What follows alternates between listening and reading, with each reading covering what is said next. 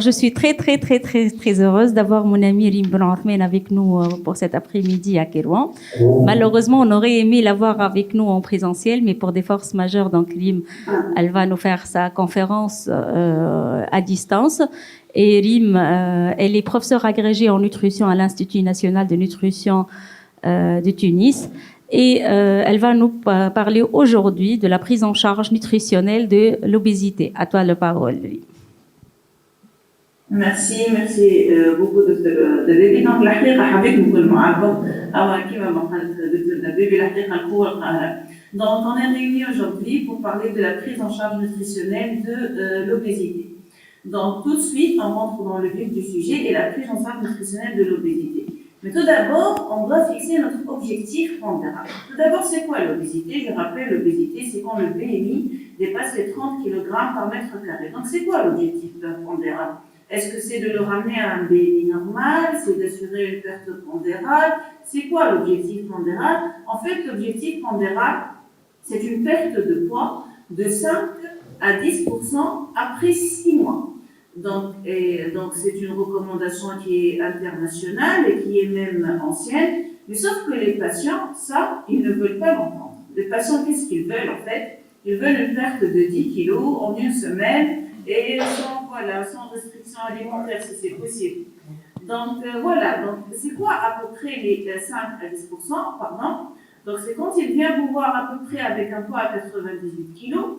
Donc son maximum, s'il arrive à 88 kg, ce qui est de 10% après 6 mois, c'est qu'on est vraiment bon et qu'on est excellent dans notre prise en charge nutritionnelle. Donc il faut vraiment être réaliste pour les objectifs pondéraux qu'on donne à nos patients. Il y a des conseils généraux qu'on peut donner quand même à tout le monde, et peu importe l'obésité et le type de patient qu'on a. C'est surtout agir sur le comportement alimentaire, c'est manger à l'heure fixe, c'est éviter le grignotage, c'est éviter le saut de repas et la surconsommation compensatrice, et surtout c'est de préfixer le repas à ingérer. Donc les gens qui se servent, etc., donc vaut mieux éviter.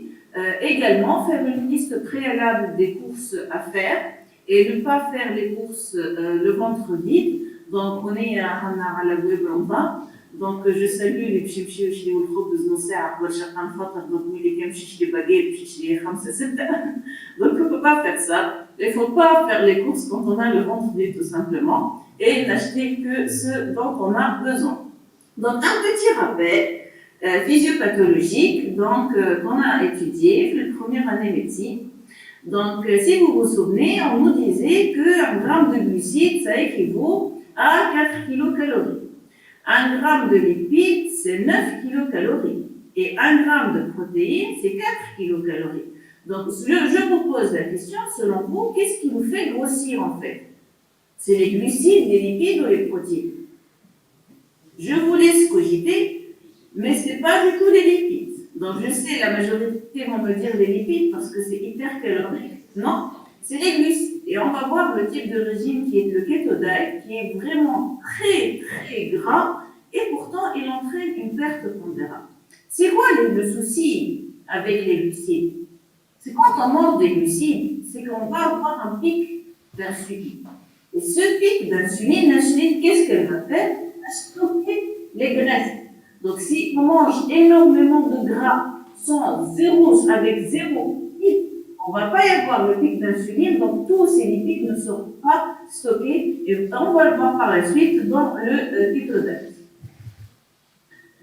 Donc, je vous ai dit que c'était le responsable de la prise pondérale, il n'y a pas qu'un responsable, hein, bien sûr, il y en a plusieurs. C'était les glucides. Donc, le régime est venu, le régime qu'on appelle maintenant, c'est à la mode, le low carb.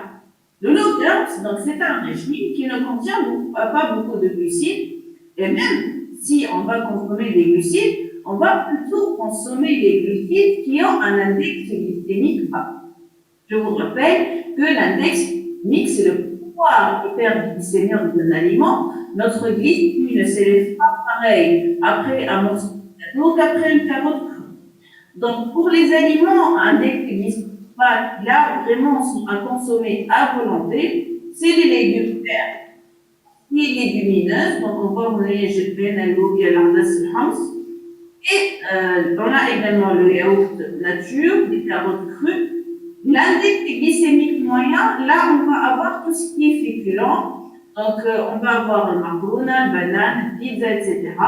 Donc, l'index glycémique élevé ici en conséquence, ça dépasse les 75 index glycémique. Donc là, c'est un blanc, c'est le miel, c'est les dattes aussi. Mais voilà, surtout la pomme de terre sous toutes les formes, que ce soit frites, que ce soit en purée, voilà, que ce soit en cours, ça nous dépasse même le miel et les dattes. Avant, on nous disait que la pomme de terre, c'était un féculent, ça c'était avant. La pomme de terre, excusez-moi, c'était un légume, ça c'est plus avant. Maintenant, la pomme de terre, c'est classé comme un féculent qui fait tout ce qui est marron. Donc, également, pour entraîner une perte de poids, il vaut mieux favoriser une alimentation qui soit riche en fibres, disons 30 grammes par jour. On retrouve les fibres où, vous le savez très bien, les légumes secs, les fruits et les céréales. Comme tout, on a un effet de goût. Donc maintenant, on consomme beaucoup de graines de chia. C'est très bien parce que 100 grammes de graines de chia, ça contient 34,4 grammes de fibres. Et les graines de l'arbre, vous allez agriculter, 100 grammes contiennent 27 grammes de fibres. Et je vous pose la question, est-ce qu'on consomme vraiment 100 grammes par jour de graines de chia ou de graines de lin? Je ne pense pas. Donc voilà, pour avoir et atteindre les 30 grammes par jour de fibres, il vaut mieux varier les sources tout simplement. Donc le top 10 des fibres alimentaires, ça c'est une capture d'écran du site Sequal. Si vous recherchez un aliment ou un composant, si vous voulez par exemple enrichir votre alimentation en vitamine E, vous tapez Sequal, vitamine E, et il vous donne le top 10 comme ici. Moi j'ai tapé fibres alimentaires. Donc le top 10, c'est le sang des maïs. Sang des maïs, et le riz, et c'est le khalab, le curry en poudre, le cannelle. Donc voilà, ça reste des épices et on compte 30 grammes de ces aliments-là. Donc on va faire cet exercice qui est celui de corriger un repas d'un patient qui est adulte. On va faire en fait un régime hypocalorique, c'est juste pour vous montrer que vraiment un régime hypocalorique, c'est adapté de tout le monde. Donc, pour ce patient, au petit déjeuner, il prend un café au lait avec 2 cuillères à café de sucre, avec une demi-baguette, 4 cuillères à soupe d'huile d'olive, avec 20 grammes de chémia et tête d'acide. Donc, celui-là, comment on va corriger son petit déjeuner? Mais ça, c'est bien normal, je pense, c'est pas beaucoup quand même. Donc, je vous propose un café au lait sans sucre. La moitié de baguette, c'est quand même beaucoup. Donc, 1/5, ça va suffire. Vaut mieux avoir un pain complet plutôt que le pain blanc qu'on a. Réduire la quantité d'huile d'olive à 1 cuillère à soupe. 3 dattes suffisent. Et remplacer la chémia par 2 cuillères à soupe de fromage blanc qui est inférieur à 20% de matière grasse. Pour le déjeuner, notre patient consomme une grande assiette, à peu près 350 grammes de couscous avec une pomme de terre frite et un piment frit. 80 grammes de poulet, 30 grammes d'huile de maïs, 15 grammes de concentré de tomate, un verre de lait caillé et à la fin, bien sûr, les 2 à 3 fruits. Donc celui-là, comment on va corriger son déjeuner? En fait, il lui manque quelque chose de très, très important. Avec quoi, en fait, on devrait commencer notre repas? Par la salade. Donc voilà, on commence par une assiette de crudité et ça, c'est à volonté. On peut assaisonner soit en huile, en sel. On va augmenter un peu l'apport en protéines de 80 grammes de poulet à 100 grammes de poulet. C'est rassasiant les protéines quand même. Donc, réduire un peu la quantité d'huile. Donc, 1 cuillère d'huile par personne. Et voilà, les 350 grammes, c'est vraiment exagéré. Donc, 8 cuillères à soupe. Si c'est dur à coudre, donc genre je vais ce sera avec 2/5 de baguette et un fruit qui ira. Et remplacer le lait caillé qui contient quand même des graisses saturées par une tisane sans sucre. On continue son menu. Donc, comme collation de l'après-midi, il prend un thé vert sucré avec 3 petits fours ou 12 macaroons. Je vais un petit peu. Maintenant, je vais un peu sur le macaron. Donc, comment on va corriger sa collation? En fait, est-ce que la collation déjà est obligatoire? Donc, pas du tout. Pour ce patient, il peut se passer d'une collation l'après-midi, et si vraiment il va dîner très tard, donc on peut lui suggérer du yaourt nature, des noix ou une tisane sans sucre. Pour le dîner, il prend 2 bols de shorba sha'ir, 80 grammes de viande de poulet, 2 baguettes ou 2 briques seba fatma frites. Vous savez comment on va faire pour son dîner? C'est comme le déjeuner, toujours commencer par une assiette de salade. Au lieu de prendre 2 bols de shorba sha'ir, un bol suffira, mais on va ajouter des légumes et des légumineuses dedans. Ne pas oublier l'apport en protéines, donc 30 grammes de poisson, et remplacer les doigts de fatma frites en 2 briques avec du fromage blanc et du thon qui là seront cuits au four. Donc vous voyez, on peut quand même corriger et donner un régime hypocalorique. C'est pas si compliqué. Donc je vais vous donner également un exemple de menu plus restrictif. Là, c'est calculé, ça va donner au patient 500 kilocalories par jour. Donc, au petit déjeuner, un bol de lait écrémé, une tranche de pain complet, une cuillère de fromage frais, moins de 20% de matière grasse, type ricotta, fréco ou sicilien. Au déjeuner, une assiette de crudité, avec seulement une cuillère à côté d'huile d'olive, une louche de pâte cuite, 80 grammes de poulet et une orange. Comme collation de l'après-midi, un yaourt 0% avec du thé sans sucre et une noix. Et au dîner, un bout de soupe de légumineuses, une assiette de crudité, 2 poissons et 5 fraises parce que les fraises, ils ont l'index glycémique le plus bas dans la catégorie des fruits. Pour les autres types de régimes, il y en a tellement. Donc ça, c'est littérature un peu européenne. On a un régime Zohra, TikTok, etc. Il y en a tellement. Mais voilà, ces régimes qui sont très restrictifs, au régime le blouc, où ils ne mangent que du brocoli pendant une semaine. Donc c'est un régime qui sont très équilibrés, ils ne vont pas vous donner vos besoins essentiels en micronutriments et il va y avoir l'effet yo-yo. Donc à la reprise d'une alimentation qui sera normale, la reprise de poids sera là, ils vont même gagner beaucoup plus que ce qu'ils avaient perdu avec ces régimes. Et il y a quand même la notion, donc là on donne de plus en plus de régimes hyperprotidiques, je vais vous expliquer tout ça. Un régime hyperprotidique, c'est 0 sucre, c'est 0 lipides, mais c'est très riche en protéines. Donc c'est la diète qui est cétogène en fait. Elle a beaucoup d'avantages, la diète cétogène, c'est qu'on n'a pas du tout la sensation de faim.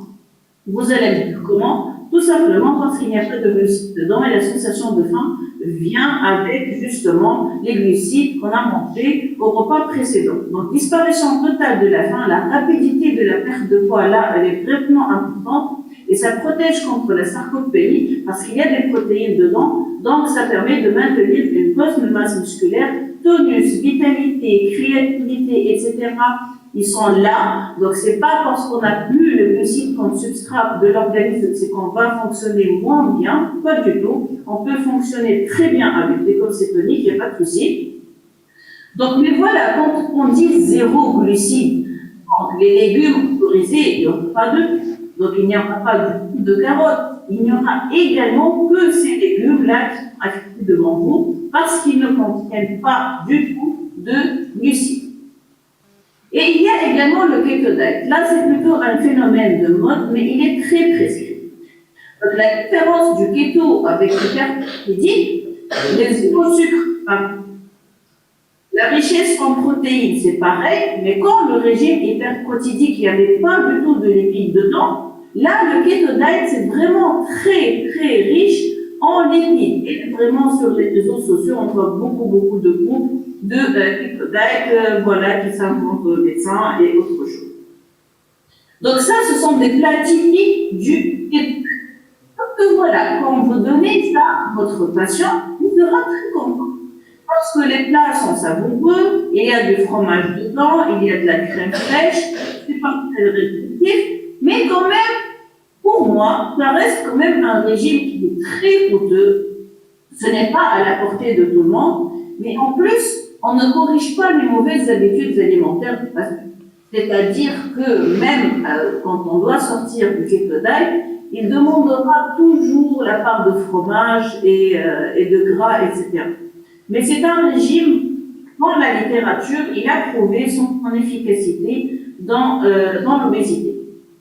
Donc les indications, c'est les obésités, c'est avant une chirurgie bariatrique, c'est l'obésité sarcopénique, compliquée ou non compliquée, mais il y a quand même des contre-indications au keto diet, donc surtout quand il y a des inhibiteurs SGLT2 parce que ça donne une cétose, les diabétiques de type 1, on ne peut pas leur donner, je dirais même qu'il faut éviter chez les diabétiques de type 2 toutes les insuffisances, donc insuffisance rénale, insuffisance hépatique, insuffisance respiratoire, un problème cardiaque et des arythmies, il ne faut pas les donner. Et même les patients qui ont des troubles mentaux sévères, c'est donc voilà, le keto diet, c'est vraiment pas fortement, surtout qu'il y a des effets indésirables, surtout à base de constipation, parce que les patients ne prennent pas du tout de fibres, il y a également un rage cutané, mais tellement c'est grave, ça élève le LDL chez des patients. Donc quand vous avez un patient qui est jeune, 25 ans, qui n'a pas de problème de comorbidité, d'accord, vous pouvez y aller. Un patient, même la cinquantaine, avec beaucoup de facteurs de risque cardiovasculaire, ça va vraiment aider votre LDL. C'est vrai que il y aura des bénéfices sur le bilan glycémique, sur le glycémie par exemple, sur la stéatose hépatique, mais le LDL, à coup sûr, il va s'élever. Donc l'efficacité, oui, il y a eu des analyses qui ont l'efficacité du keto diet dans l'obésité. Donc je vous donne un exemple de menu keto diet, donc il va donner 10%. Donc au petit déjeuner, un café noir avec 5 grammes de beurre, vous allez me dire c'est pas bon, je vous dirai il faut essayer parce que c'est bon. Avec un œuf frit à l'huile d'olive, 30 grammes de fromage à pâte dure et de noix. Au déjeuner, 100 grammes d'escalope de veau avec de la crème fraîche, des champignons et encore du fromage, 50 grammes d'haricots verts et des olives. En tant que collation, compléter son sucre, 2 carrés de chocolat noir. Le seul chocolat qu'ils peuvent consommer, c'est de chocolat supérieur à 75% de cacao. Et au dîner, 120 grammes de poisson frit, gratin de chocolat, bien sûr, crème fraîche, amandes et fromage. Donc, ça, c'est un exemple de menu de keto diet. Il y a également le jeûne intermittent. Donc, on appelle en arabe c'est siyam el-mutaqatta. Je vous dis qu'il y a plusieurs sortes donc, de jeûne intermittent, le 2, le 1 sur 2, mais le plus fréquemment utilisé, même chez les patients tunisiens, c'est les 16-8. Donc, 8 heures pour le patient mange, suivi de 7 heures de jeûne total. Donc, bien sûr, à part. Donc, les avantages du jeûne intermittent, c'est prouvé, ça a des effets métaboliques énormes, point de vue tension artérielle, stress oxydant, perte d'appétit, amélioration du bilan glycémique, de l'insulinémie, de l'hypoglycémie. Donc, les avantages, ils sont là, ça permet aussi d'arrêter le tabac, il y a des changements épigénétiques et au niveau du microbiote intestinal qui sont très bons. Mais je vais vous dire, après avoir lu presque 5 de jeûne intermittent, je vous dirais que le jeûne intermittent n'est pas efficace pour la perte de poids si, pendant les 8 heures d'alimentation autorisée, le patient va consommer ce qu'il veut et il va manger ce qu'il veut. Vous n'aurez pas de bénéfice en le faisant après un mois de jeûne intermittent, ce sera pareil. Sauf que le jeûne intermittent, pendant les 16 heures de jeûne, bien fait cellulaires qui sont là, ça protège des cancers, ça réduit l'inflammation, le stress oxydant, etc. Donc le jeûne intermittent a bien y réfléchir, pas que la perte de poids, c'est très important pour rester en forme. Je vous pose la question, est-ce qu'il vaut mieux un jeûne intermittent précoce ou tardif? Précoce, c'est-à-dire prendre un petit déjeuner vers le coup des 7h-8h et un repas avec le coup de 15h. Ou bien tardif, c'est-à-dire pas prendre du tout de petit déjeuner, manger à 11h-12h et dîner vers les coups de 19h, puis bien sûr la période de jeûne qui va suivre. Donc en fait, je vous donne la conclusion puisque je ne vous vois pas. En fait, il y a de mieux, c'est le jeûne intermittent précoce. Donc vaut mieux prendre un petit déjeuner et un repas qui équivaut au déjeuner et voilà, ne pas du tout manger la nuit, ça a été prouvé. Donc, le jeûne intermittent précoce, ça donne une meilleure tolérance au glucose, ça diminue les pics postprandiaux, l'insulinorésistance, ça augmente le GLP-1 et ça augmente la sensation de satiété. J'ai terminé mon cours juste pour vous dire que, voilà, démarrer un régime hypocalorique ou toutes sortes de régimes, je vous en ai présenté plusieurs, chez un patient obèse. Donc, beaucoup de réticence, surtout au début. Surtout les 3 jours, il y aura quand même un pic d'insuline qu'on repart avec. Mais après, pour changer d'habitude, et c'est ça, surtout, on va convaincre les patients, c'est pas un régime qu'on prend pendant une durée de temps. Arrivé à son poids idéal ou au poids désiré, on va laisser tomber le régime et on va manger comme on peut. C'est pas du tout ça. Donc, c'est plutôt un changement de mode de vie qu'on veut atteindre. Donc, moi, à l'Institut de nutrition, par exemple, j'ai une consultation où je donne du keto diet chez des patients qui sont épileptiques, avec des résultats extraordinaires, franchement. Mais voilà, mes patients qui sont épileptiques, c'est le pouce-psychologo, c'est le marquin, c'est le baguette au nos. Donc, ne pas du tout leur donner de pâtes, c'est très difficile. Mais maintenant, surtout après 3 semaines, c'est là les 3 semaines pour changer les habitudes, après 3 semaines de keto diet, quand ils ont du pain sur la table, ça les dégoûte, en fait. On est arrivé, en persévérant, à changer le mode de vie, et c'est ça ce que je vous demande de faire avec vos plans.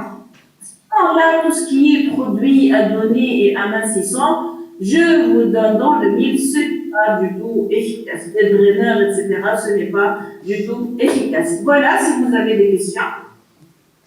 Merci. Merci Rim pour cette belle présentation. Comme toujours, Rim, donc une présentation exhaustive, claire et surtout très pratique. Alors, je vais laisser la parole à la salle pour des éventuelles questions s'il y en a. Oui.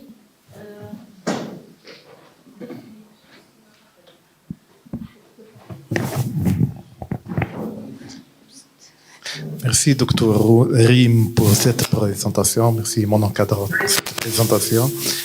J'ai 2 questions. La première question, qu'est-ce que vous pensez du régime de Dukan et s'il le compare avec le keto diet? Est-ce que vous êtes pour le keto diet ou le régime de Dukan? Et la deuxième question, si on fait le régime de Dukan ou keto diet, est-ce qu'on doit associer des micronutritions ou non, des vitamines ou non?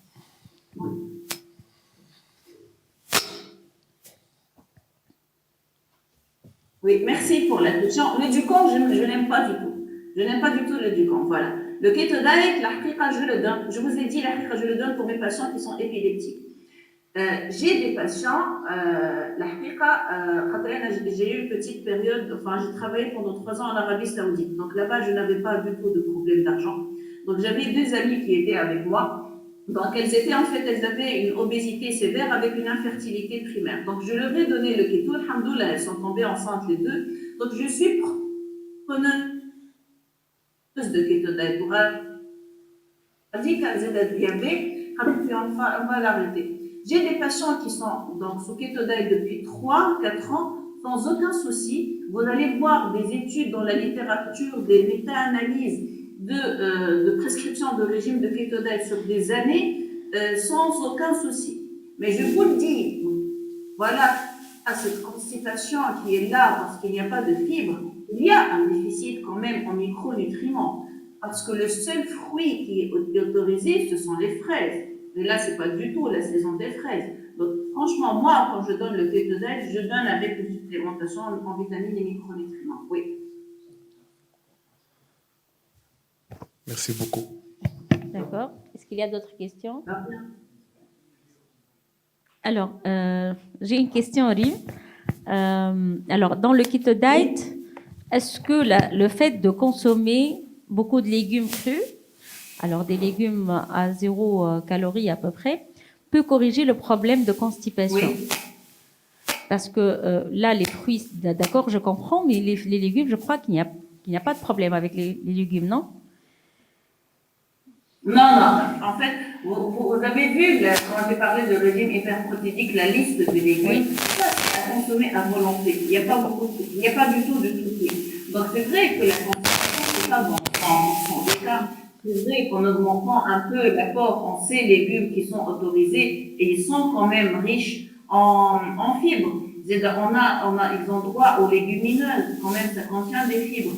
Donc, on peut avoir du kétophète sans du tout de constipation, et pour y pallier, on augmente les apports en légumes qui sont autorisés, il n'y a pas de souci.